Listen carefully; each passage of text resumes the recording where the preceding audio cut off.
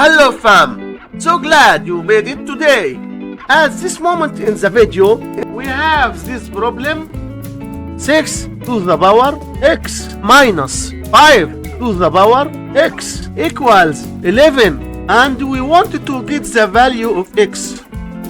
The problem might look difficult, but it becomes easier if you break down the number 11 into two numbers such as 11 times 1. Next, we are going to break down 11 into the summation of 6 plus 5 and express 1 as 6 minus 5. And now we have the difference of two squares form, which can be written as 6 to the power 2 minus 5 to the power 2. By comparing both sides of the equation, it's clear that x equals 2, and this is our final answer for this problem. Thanks for watching. Don't forget to subscribe for more content.